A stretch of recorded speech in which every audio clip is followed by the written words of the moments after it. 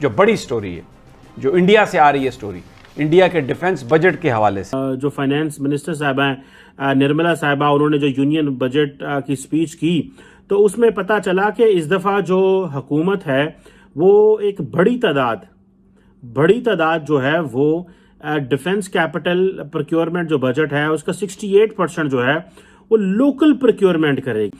और जो नरेंद्र मोदी ने एक कॉन्सेप्ट दिया है वोकल फॉर लोकल, तो ये बेसिकली ये वो कॉन्सेप्ट है जिसमें आपको पता है कि मोदी साहब जो है वो समझते हैं कि हमें अपना वो जो है ना एक ब्रांड इंडिया वो इंट्रोड्यूस कराने की जरूरत। नॉर्मली हमारी हुकूमतें हैं जो डेवलपिंग कंट्रीज में वो बाहर से पैसा हार्डवेयर मंगवाती हैं, लेकिन मोदी जी ने अपना ये एक इमेज बना के रखा है जो मिलिट्री हार्डवेयर मंगवाने की जरूरत है वो जरूर मंगवाएं, ज्यादा मिलिट्री हार्डवेयर जो है वो लोकली परचेज करें। ये एक बहुत बड़ी चीज है दोस्तों। अभी जो S-400 मिसाइल सिस्टम रशियन वो इंडक्ट कर रहे हैं, इससे हमारी मिसाइल्स के लिए और एयरफोर्स के लिए बड़ी सीरियस चैलेंजेस आने वाले हैं।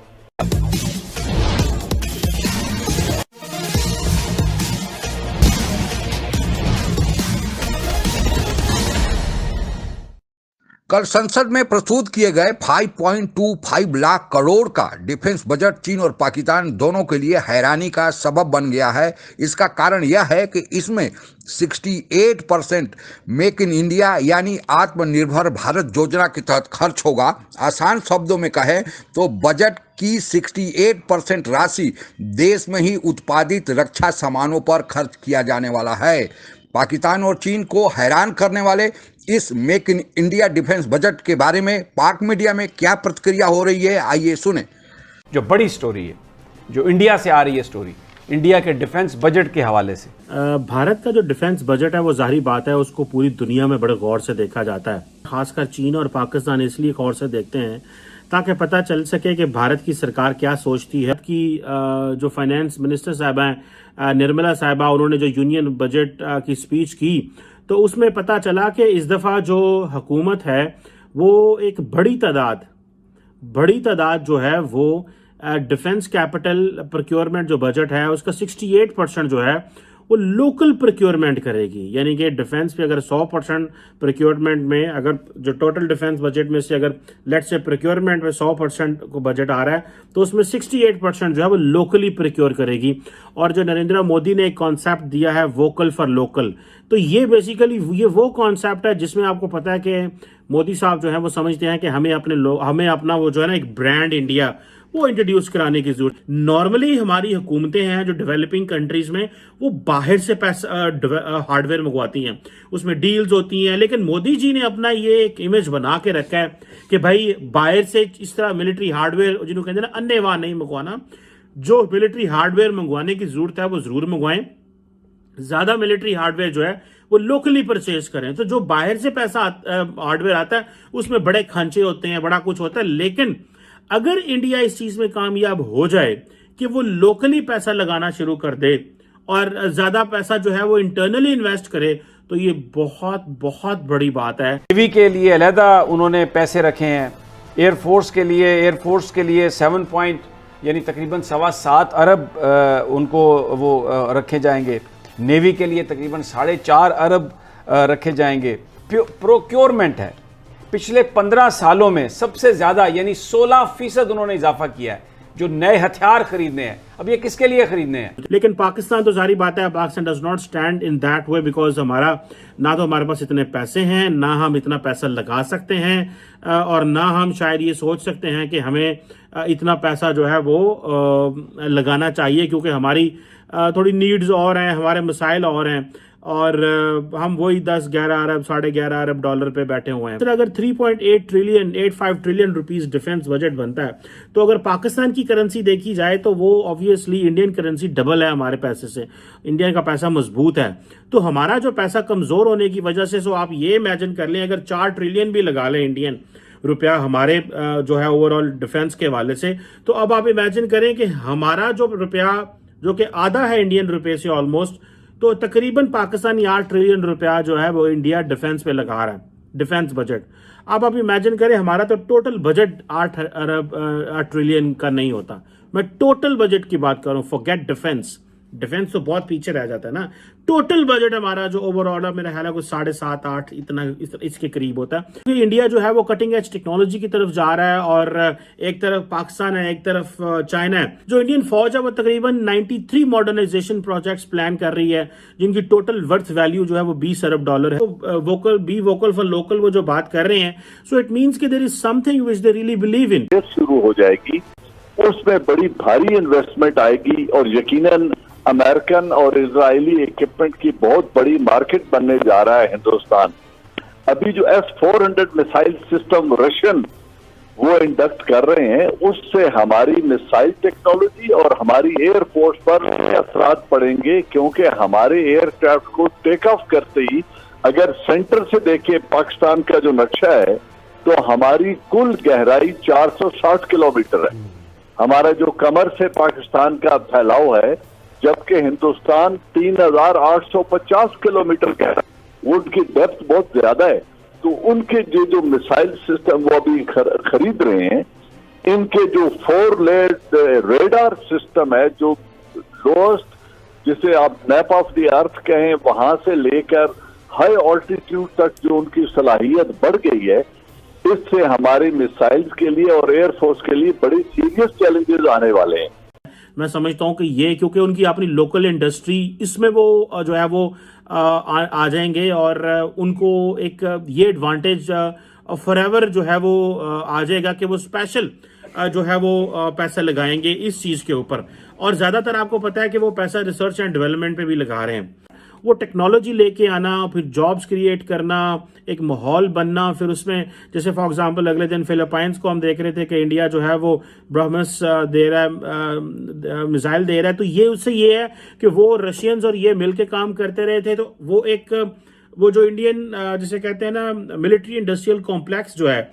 और याद रखें दोस्तों कि ये जो रीजन में इंडो पैसिफिक में जो तब्दीलियां आ रही हैं, इसमें लोकल जो मिलिट्री इंडस्ट्रियल कॉम्प्लेक्स है, इसकी बहुत ज्यादा demand. Indians are smart enough on that. Americans they didn't let Quad to be a military group. ये एक बहुत बड़ी चीज है दोस्तों। ये जो strategic autonomy the India has been enjoying, this is something which is very important.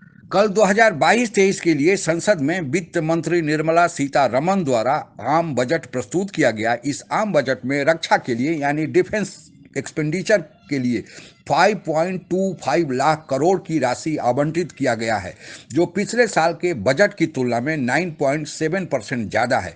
इस रक्षा बजट में रक्षा कर्मियों के वेतन, पेंशन आदि पर किए जाने वाले खर्चे के अलावे 1,52,369 करोड़ रुपया नए एयरक्राफ्ट, वारशिप्स, मिलिट्री हार्डवेयर तथा अन्य रक्षा उपकरणों के जरूरत के अनुसार खरीदारी के लिए राशि आवंटित की गई है।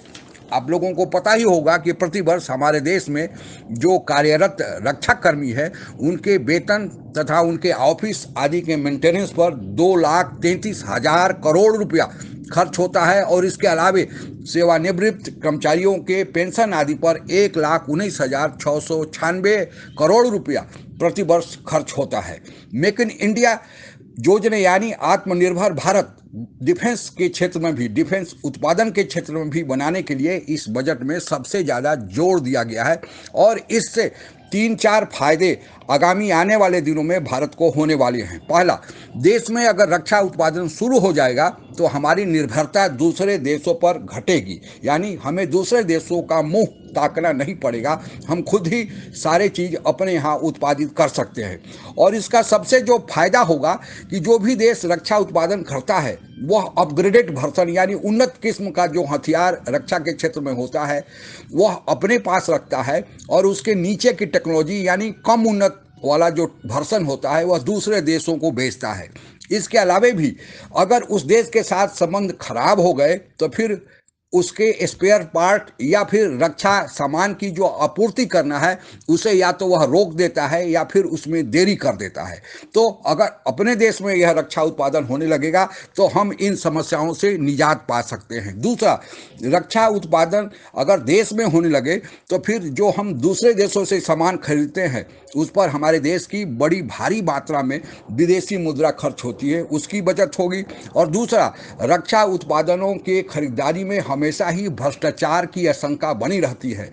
पिछले दिनों आप लोगों को पता ही होगा कि बफर्स गन के बारे में कितना बवाल हुआ था, जब हमारे स्वर्गीय राजीव गांधी प्रधानमंत्री थे और फिर इस प्रधानमंत्री मोदी के कार्यकाल में भी राफेल के खरीदारी में भी जो फ्रांस से खरीदा गया था, कितना बवाल मचा था। अंततः सुप्रीम कोर्ट द्वारा सारे कागजातों को देखने के बाद फिर क्लीन चिट दिया गया, तो मामला आगे बढ़ा, नहीं तो राफेल की खरीदारी भी अधर में लटकने वाली थी।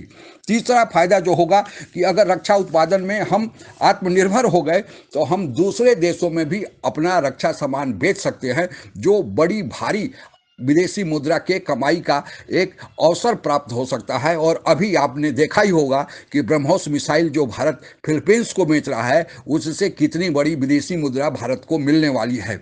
और चौथा, भारत में ही अगर उत्पादन शुरू होगा तो उस फैक्ट्री में जो लोग काम करेंगे वह सारे भारतीय होंगे, तो भारत में रोजगार के और भी नए अवसर उत्पन्न होंगे।